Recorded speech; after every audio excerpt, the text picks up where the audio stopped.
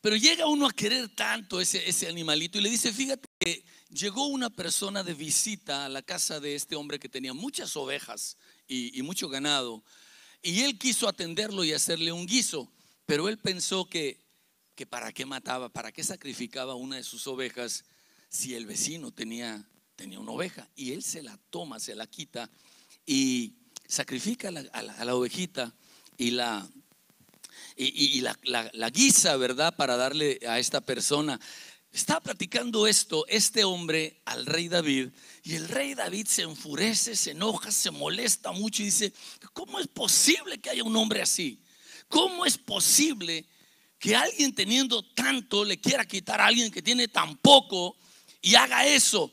Ese hombre es digno de muerte, ese hombre debería pagar 4 veces lo que hizo. Y empieza enfurecido a decirle, y este hombre le dice, rey, ese hombre eres tú. Ese hombre eres tú. Imagínate en medio de la algarabía de la fiesta por el bebé recién nacido, y viene esta persona a interrumpir. Pero viene esta persona a interrumpir de parte de Dios. Viene esta persona a hacer algo de parte de Dios, porque Dios quería llevar a David a otro nivel, que entendiera lo que estaba viviendo, que su vida espiritual se estaba estancando y Dios lo quería llevar a otro nivel. De repente Dios hace algo que como que nos perturba el ambiente. O sea, teníamos el ambiente ya tan armadito, tan bonito todo, ¿verdad? Y viene esta palabra de Dios a sacudirnos, porque Dios quiere hacer algo. Quiere hacer algo. Dios tiene planes en la vida de David, como tiene planes en tu vida y en mi vida. Y cuando llega a esta meseta en que uno siente, bueno, yo ya la tengo hecha, iba a ser rey, ya soy rey, tengo todo, me falta nada, ya tengo todo armado, y de repente viene Dios y da una sacudida. Y eso es una realidad presente. Y le dice este hombre, Natán, al rey David, que ese hombre era él. Él se queda impresionado de lo que le estaba diciendo este hombre, y le dice de parte de Dios 2 cosas básicamente yo veo aquí muy fuertes. En la palabra de Dios le dice de la siguiente manera, le dice, hay 2 cosas que son claves que tú tienes que ver por lo cual llegaste a este estancamiento en tu vida.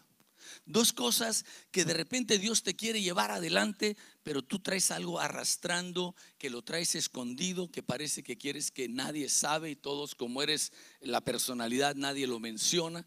Pero tú lo traes arrastrando. Es algo que tú sabes que está mal. Es algo de un tema del cual nadie va a platicar, un tema del cual tú no quieres tocar, pero Dios lo quiere tocar porque te quiere llevar a otro nivel, porque te ama. Todos digan, Dios me ama. Y de repente nos sacude porque nos quiere llevar a otro nivel, no porque nos quiere destrozar, sino porque nos quiere. Y el tema del día de hoy es limpieza y renovación. Y él se da cuenta que requiere de esto. Y le dice el profeta 2 cosas. Le dice, has descuidado la palabra de Dios. Has descuidado la palabra de Dios. Dice, tuviste en poco la palabra de Dios, haciendo lo malo delante de sus ojos. Segunda de Samuel 12:9. O sea, David escribe el Salmo 51 después de esta situación. Cuando viene palabra de Dios y le dice, ¿qué pasó? Has descuidado la palabra, has descuidado lo que Dios te ha dicho. Y la persona empieza poco a poco a descuidarse, y en vez de que la palabra de Dios sea lámpara a sus pies, son sus propios juicios y sus propios entendimientos y sus propios razonamientos lo que determinan sus decisiones.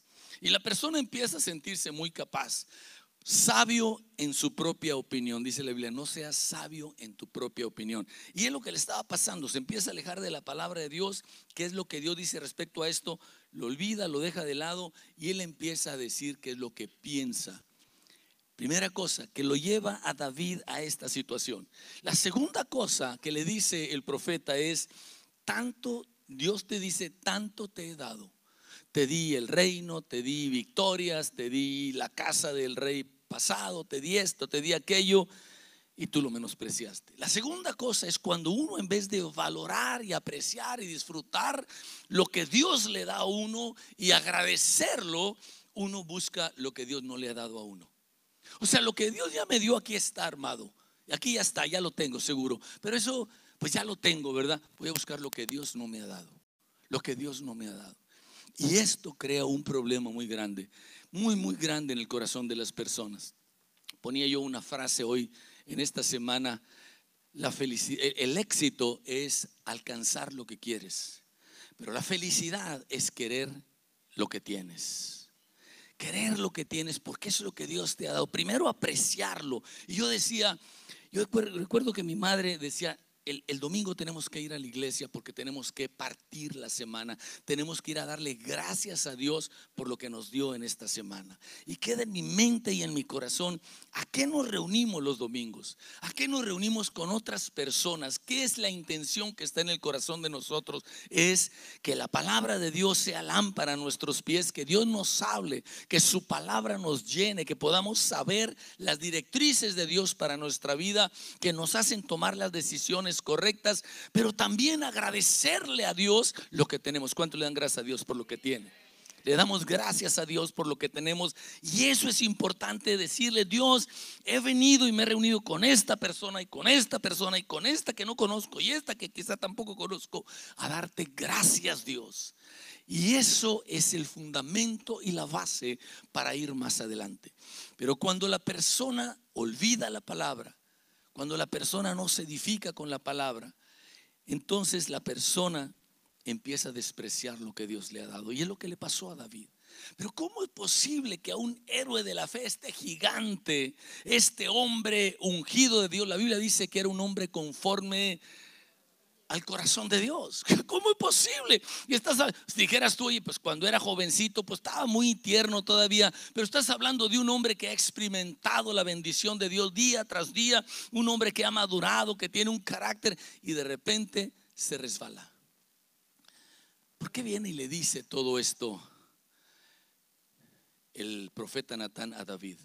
Porque la mujer con la que había tenido a este bebé no era su mujer. Era la mujer de uno de sus generales, que él, en vez de ir a la guerra, se fue por esta mujer, e incluso hace que las cosas sucedan para que muera este general y él se quede con esta mujer. Y él sentía: nadie se dio cuenta, todo está tranquilo. Pero Dios tenía todavía un plan más grande para la vida de David y no quería que se quedara en esa situación. Dios hace algo sobrenatural de repente cuando Dios quiere que algo suceda. Y le dice Dios a través del profeta: hay algo, esto que tú has hecho, esto de haber despreciado lo que Dios te ha dado, esto de haber descuidado la palabra que te guía en el día a día, tiene una trascendencia.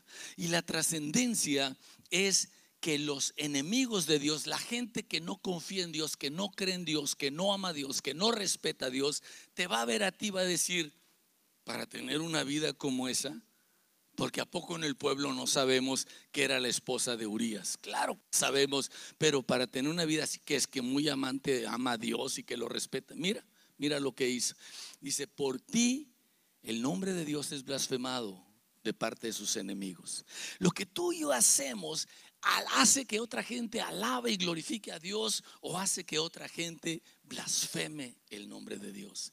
Por eso es tan importante, por eso es tan importante. Pero Dios nos quiere llevar a otro nivel y hace algo sobrenatural. Dios toca el corazón de David, y David, en el momento, dice la palabra de Dios: entonces dijo David a Natán: pequé contra Dios. Pequé contra Dios. Ahora, como que está muy cortito, pequé contra Dios, ¿verdad? Y bueno, pues ya dijo pequé contra Dios. Bueno, entonces borrón y cuenta nueva. Pero yo veo una gran diferencia entre: oye, discúlpame, ¿no? Te robé, pero discúlpame, ¿no? Te golpeé, te ofendí, te maldije, pero discúlpame. No es discúlpame, es me arrepiento, discúlpame. O sea, no puede ser discúlpame si no hay arrepentimiento. Y aunque aquí en 2 de Samuel dice que David le dijo pequé contra Dios, cuando nosotros vemos, debe haber sido algo que le está alineando dentro de la mente y del corazón de David. Él llega a escribir Isaías 51, Salmo 51. Él llega a escribir. Quiere decir que él verdaderamente, cuando dijo pequé contra Dios, es solamente el título de todo lo que venía y lo que estaba dentro de su corazón. Dios, perdóname, perdóname, perdóname, me arrepiento, Señor. Y cuando leemos todo el capítulo y vemos lo que está pasando aquí en la vida, nos damos cuenta que verdaderamente había un arrepentimiento. Esta palabra arrepentimiento es una palabra clave, importante.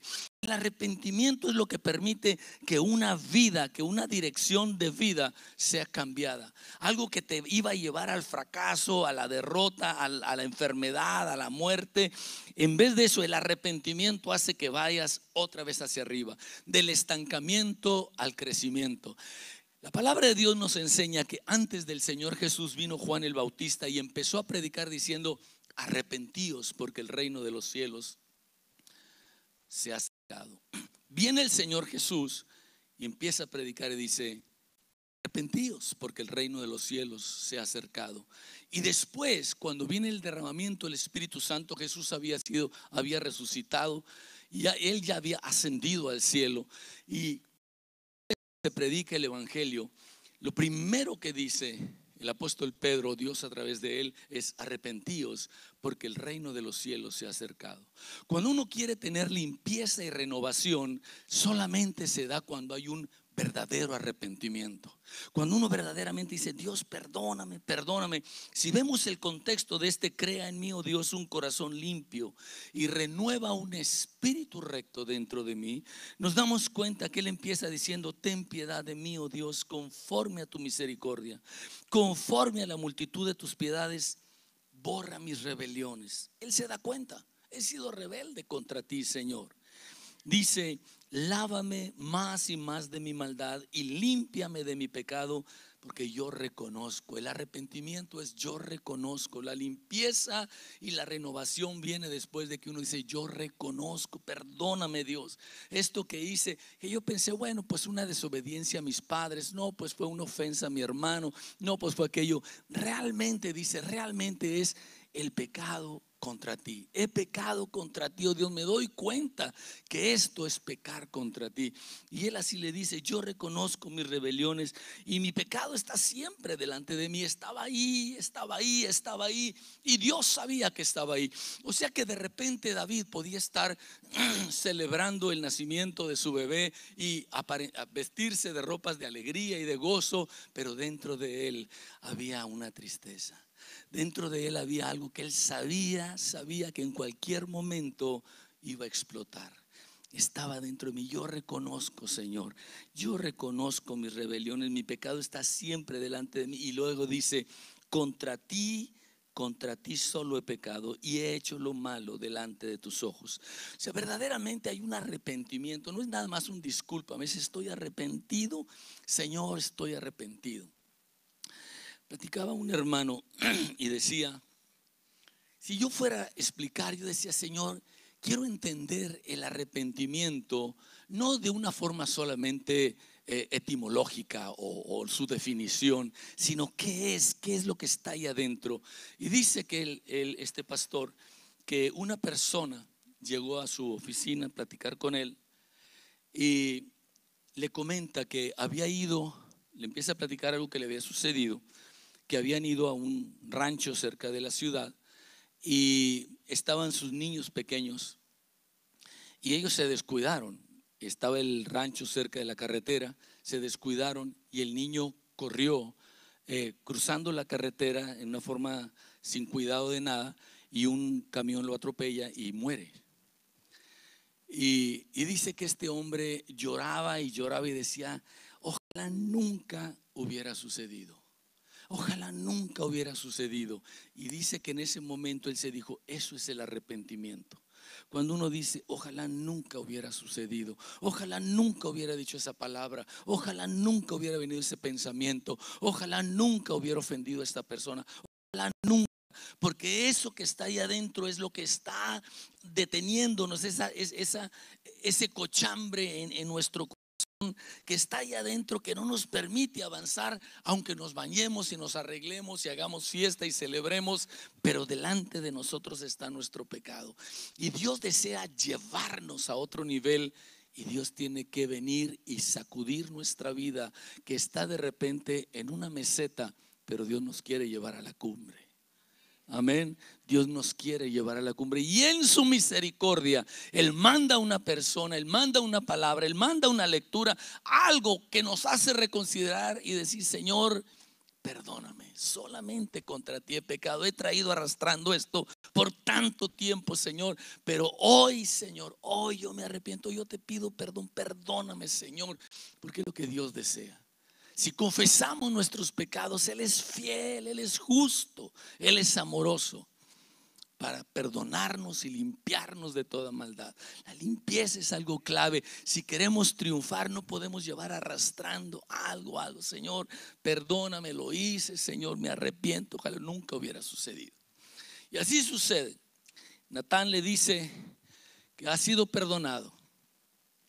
Hay una enseñanza que mi esposa y yo damos, porque hace mucho que no compartimos sobre ese tema, que se llama lo que la Biblia dice sobre la instrucción de los hijos. Y casi al final hablamos de dos cosas: lo que es el perdón y cómo el perdón libera el castigo, pero no la penalidad. Y esto es todo otro tema, porque el castigo es cuando la persona se sale de la autoridad que tiene. O sea, sí, tú eres mi papá, pero yo voy a hacer lo que yo quiera. Yo me salgo de la autoridad que tengo. Sí, tú eres mi coach, pero yo me salgo. Entonces el castigo es lo que se usa para volver a alinear la autoridad sobre la persona, porque es de bendición, porque es de guianza. Conteste, por favor.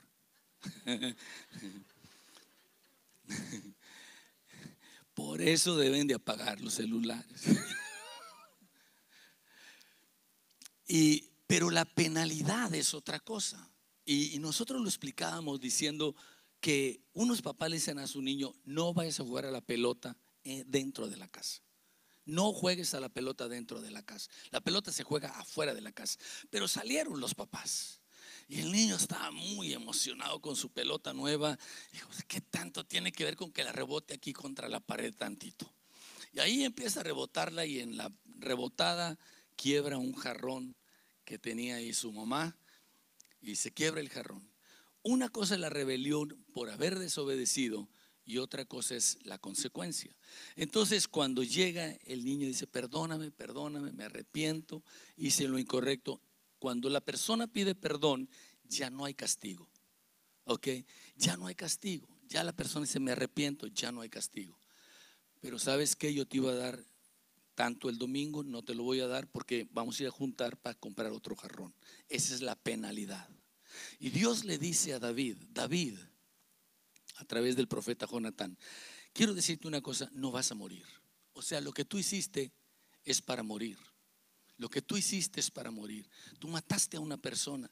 No la mataste tú así directamente, pero tú lo hiciste adrede. Tú dijiste que lo pusieran al frente para que lo mataran, ¿verdad? Bueno, pues tú, por arrepentirte, por pedir perdón, por verdaderamente arrepentirte de tu pecado, no vas a morir. Ahí está el perdón. Pero viene una consecuencia, y esto es todo otro tema. Dice: pero tu hijo que está aquí no podrás crecer y ser el rey que te va a suceder, a seguir después de ti. Él va a morir. Y efectivamente muere ese niño. Muere. Porque no podía ser que esta persona trajera la memoria y el ejemplo y el estándar para el pueblo. Y muere ese bebé.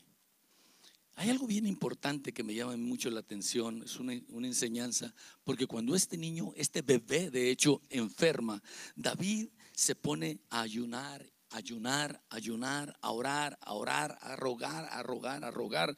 Y pasa un día y otro día y decían: wow, este David se va a morir, hermano. No está comiendo, no está haciendo nada, está llorando, orando nada más.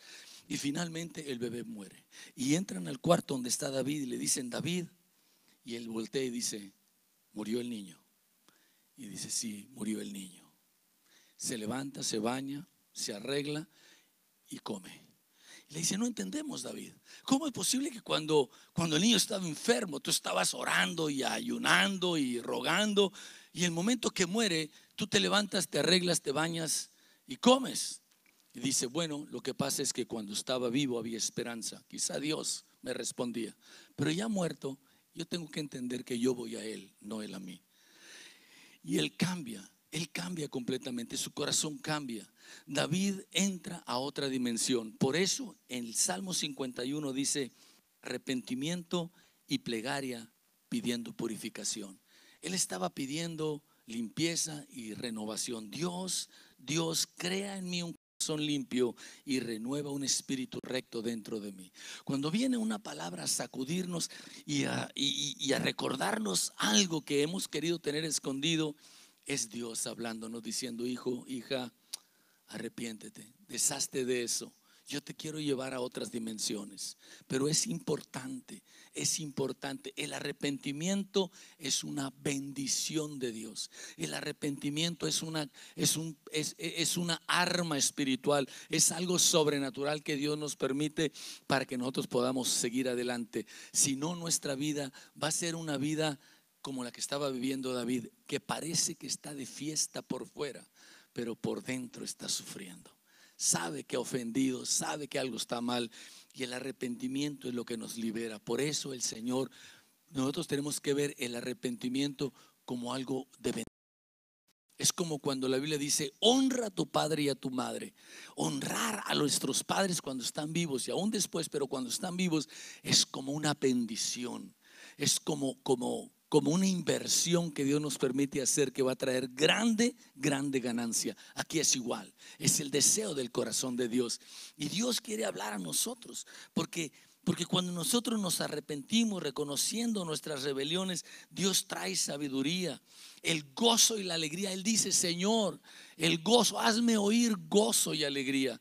No quites, Señor, el gozo de la salvación, de estar en comunión contigo.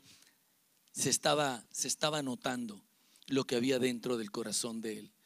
Y él se daba cuenta, dice, Señor, esto es lo que yo quiero. Y podemos ver, y dice, Señor, entonces, cuando vuelva el gozo de tu salvación, tu espíritu noble me sustente, enseñaré a los transgresores tus caminos y los pecadores se convertirán a ti. Yo le diría a la gente, ¿sabes qué? No escondas. No te quieras esconder de Dios. No quieras esconder eso. Mejor ven delante de Dios y dile, Dios, perdóname. Perdóname, Señor, me arrepiento de lo que hice. Para eso nos reunimos, para oír la palabra de Dios, que Dios nos hable y responder adecuadamente. Decirle, Dios, perdóname. Y yo digo, si David lo vivió, probablemente tú y yo también tenemos que vivirlo. Habrá cosas en nosotros que tenemos que decirle, Dios, yo quiero oír tu voz. Yo quiero oír esa voz, ese Natán, Señor, esa voz profética que me habla a mí y que me hace recordar algo que estoy guardando. Dios, perdóname.